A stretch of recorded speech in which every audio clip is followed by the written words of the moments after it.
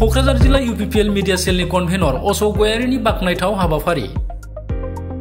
थांनाय माखासे साननिफ्रायनो सुबुं अनसायगिरि अशोक गयारिया देबोरगाव BTC बियाबनि सिङाव थानाय दाब दाब गामिफ्राव देग्लायनि मेट्रिक आनजाद आरो हायार सेकेन्डारि जोबथा आनजादाव उथ्रिनाय गोरिब थाखोनि फरायसाफोरखौ बरायनाय हाबाफारिजों लोगोसे थुलुंगा होनायनि असिलायै गावनिफ्राय रांखान्थि अनसुंथाइ होनायखौ नुनो मोनदों। बिथाङा खैफोदनि समाव गोरिब नखरनि थाखाय लोमजानाय बेरामिफोरनो रांखान्थि मदद होबोदों आरो गोनांथि समाव गोरिबफोरनो नांगौ मुवा बेसादफोर जगायनानै होबोदों। दिनैबो क'क्राझार जिल्ला देबोरगाव BTC बियाबनि मावरियागाव प्राइमारिनि सिङाव थानाय बावरागोजा गामियाव मोनसे हाबाफारि खुंनायनि गेजेरजों मावरियागाव प्राइमारिनि सिङाव थानाय गुबुन गुबुन गामिफोरनि मेट्रिक आरो हायार सेकेन्डारि जोबथा आनजादाव उथ्रिसार जानो हानाय गोरिब थाखोनि फरायसाफोरखौ बरायनाय हाबाफारि लानाय जायो। मावरियागाव प्राइमारिनि UPPL नि दैदेनगिरिफोरनि नुजाथिनायाव दिनै समाज सिबियारि आरो UPPL नि दैदेनगिरि अशोक गयारिया दिनैनि बे बरायनाय हाबाफारिनि गेजेरजों मावरियागाव प्राइमारिनि सिङाव थानाय गुबुन गुबुन गामिफोरनिफ्राय देग्लायनि मेट्रिक आरो हायार सेकेन्डारि जोबथा आनजादाव उथ्रिसार जानो हानाय सा 50निबो बांसिन गोरिब नखरनि फरायसाफोरखौ दुंब्रोदै बरायना फरायसाफोरनि एफायै रांखान्थि अनसुंथाइ गथायनायजों लोगोसे बेरामजों भुगिनानै थानाय सुबुंफोरनो फाहामथायनि थाखाय जि हायो गावनिफ्राय मदद होनायखौ नुनो मोनदों। गयारिनि बेबायदि हाबाफारि लानायखौ फरायसाफोर, दिथागिरिफोर आरो ओनसोलनि सुबुंफ्रा बाख्नायनायजों लोगोसे बिथांनिसिम साबायखर जासिदों। आं गिबियावनो जोंनि स्पेसियेलि जोंहा दाख्लै बावैसो सेबाजों खुंजानाय मेट्रिक पास आरो हायार सेकेन्डारि पास बिथांमोनखौ आं गिबियावनो दुंब्रुदै बरायग्रोनानै लाग्रोनाय जायो। दिनै नैबे मावरियागाव BCDCनि सिङाव थानाय जोंहा नैबे बावरागोजा जिथु माने नाबार्डनि जि न' बे न'आव गासै 26 जन फरायसा फरायसुलि जायफोरा दिनै गोरिब नखरनि, जायफ्रा दिनै बिमा बिफा दङ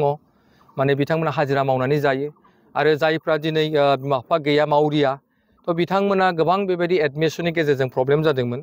जायनि जाहोनाव बिथांमोना आं जि हायो एसे बिथांमोननो ड्रेसनि थाखाय आइ कार्डनि थाखाय जाहाथे अनसुंथाइ होनो हायो बेखौ लानानै ओनसोलनि मानसिफोरजों सावरायलायनानै बिथांमोना आंनो लिस्ट हरनाय मथे बेबायदिनो फैनानै आङो दिनै बिथांमोनखौ बरायनो मोननानै आं जोबोद गोजोननाय मोनदों आरो आं आसा खालायो जे बिथांमोना गुबुन गुबुन कलेजाव फरायनाय फरायसाफोर आरो बिथांमोना एडमिसना जाजोब्बाय। सोरबा जनता कलेजाव माने एडमिसन लादों, सोरबाया रामफलबिल कलेजाव सोरबा लादों, सोरबा पाटगाव हाई सेकेन्डारियाव, क'क्राझार गभर्नमेन्ट कलेजाव, क'क्राझार माने कमार्स कलेज आरो क'क्राझार नाराबारि कलेज बेबायदिनो बिभिन्न कलेजफोराव बिथांमोना मा होनदों गाव गावनि एडमिसनफोरखौ लाजोब्बाय आरो बिथांमोनखौ दिनै बिथांमोनजों दसे जोङो मा होनो माखासे कलेज लेभेलनि बाथ्राफोरखौ सावरायलायनानै मोननानै आं जोबोद गोजोननाय मोनदों आरो आसा खालायो बे फरायसाफ्रा बिराद मोजां मोजां फरायनाय गथ'फोर दङ, जायहा बेहाय फार्स्ट डिभिजन मारिनाय दङ, सेकेन्ड डिभिजन लेटार मारिनायबो बेहाय स्टुडेन्टफोर दङ। दा बिथांमोना जाहाथे इयुन जोलैयाव जाहाथे सासे मोजां अफिसार जाहैनो हायो, मोजां मानसि जाहैनो हायो, बेफोरखौ लानानै जों एसे बेहाय स्टुडेन्टफोरखौ लानानै जों एसे सावरायनाय मोनसे हाबाफारि लानाय जादोंमोन। बेनि अनगायै बेबायदिनो जि हायो जोंनि समस्तियाव देबोरगाव समस्ति हिसाबै आङो खना खनला जायफोरनिफ्राय एसे रिपर्ट मोनदों, जायफ्रा आंनो खोन्थाहरदों बिथांमोनजों थांनानै जिखिनि हायो आंनिफ्राय आं अनसुंथाइखौ होबाय थादों आरो इयुनाव बिथांमोननि फरायनायाव माबा मोनसे जुदि उसुबिदाफोर जायोब्ला आं जिहेतु बेहाय थानाय फरायसाफोरखौ बुंदों मालाबा जुदि बिथांमोना मोजां लेभेलाव जुदि फरायनानै मालाबा जुदि उसुबिदायाव गोलैयोब्ला आंखौ गोसोखां, अब्ला आं बिथांमोनखौ हानायखिनि आं सहाय खालामगोन होननानै आं बे बाथ्राखौ बुंदों आरो बेबायदिनो आं सानदों जे समाजाव जायफोरा प्रब्लेमाव गोग्लैना दं बिथांमोनखौ जेब्लायबो माने गसंथानानै जि एसे हायो आंनिफ्राय मा होनदों बिथांमोनखौ सहाय खालामलांनो थाखाय आं जेब्लायबो जानजि खाफ्रागोन। जोङो दा जेनेबा दानि मेट्रिक पास जानाय गथ'फोरनि गार्जेन हिसाबै दा एडमिसन लानो थाखाय जों एसे माबा प्रब्लेम जादोंमोन नालाय, दा बेयावहाय जोंखौ अशोक सारानो एसेबाबो अनसुंथाइ होफैबाय, जों बिजों दा लानो हाबाय आरो बुंनानै दोनथ'बाय। गथ'आ सेकेन्ड डिभिजनाव पास जादों। बियो पाटगाव स्कुलाव फरायोमोन, दा जनतायाव एडमिसन लाहैबाय आरो बे सारनि अनसुंथाइखौनो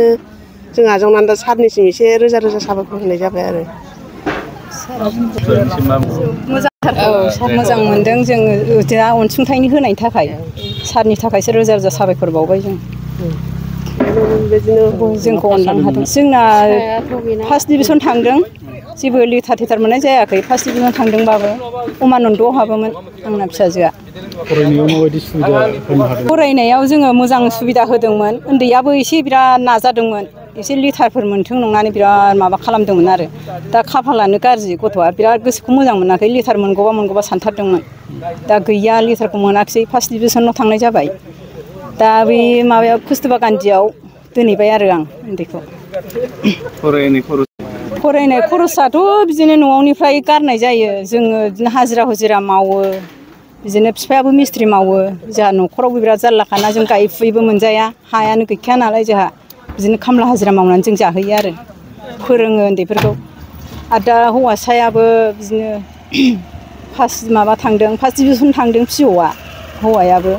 माबायाव इउनियनाव हगारदां खुनुरुखुम हाजिरा हुजिरा मावनानैबाबो ओमफ्राय दा अनलाइन फाथायनानै दं आरो एडमिसन लाथ'वाखै